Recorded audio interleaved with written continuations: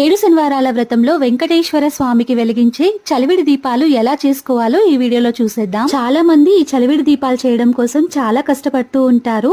Shape సరిగా రావట్లేదు, విరిగిపోతున్నాయి, cracks వచ్చేస్తున్నాయి, ఇలా చాలా కంప్లైంట్స్ ఉంటాయి. నేను చూపించే ప్రాసెస్ ని ఫాలో అయిపోండి, చాలా ఈజీగా చేసుకోవచ్చు.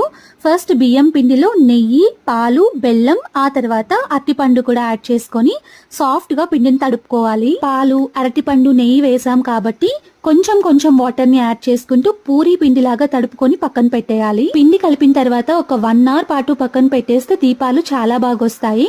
ఆ లోపు మనం పూజకు కావాల్సినవన్నీ రెడీ చేసుకోవచ్చు. పిండి కలిపిన వెంటనే దీపాలు చేయడం స్టార్ట్ చేస్తే క్రాక్స్ వచ్చే ఛాన్సెస్ ఉంటాయి కాబట్టి మినిమం హాఫ్ అన్ అవర్ అయినా పక్కన పెట్టాలి. నెక్స్ట్ ఇలా ఒక బాల్ లాగా చేసుకొని మిడిల్ లో బొటన్ వేలుతో మిగతా ఫింగర్స్ తో ఇలా సైడ్స్ లో ఒత్తుకోవాలి. ఒక దీపం షేప్ వచ్చేలాగా చేసుకోవాలి. ఇలా అయినా చేసుకోవచ్చు, లేదు ఇలా చేసుకోవడం మాకు కష్టంగా ఉంది అనుకుంటే ఇలాంటి ఒక కప్ అయినా తీసుకోండి, లేదంటే ఒక స్టీల్ గ్లాస్ తీసుకొని ఫస్ట్ అయితే చుట్టూ మనం పొడి పిండిని చల్లేసుకోవాలి. ఆ తర్వాత బియ్యం పిండిని మొత్తం ఈవెన్ గా స్ప్రెడ్ చేసుకొని మిడిల్ లో ఇలా చపాతీ కర్రతో హోల్ లాగా చేసుకుంటే దీపం రెడీ అయిపోతుంది. పొడి పిండిని ఖచ్చితంగా చల్లుకోవాలి, లేదంటే డిమోల్డ్ చేయడానికి అవ్వదు, విరిగిపోతాయి దీపాలు.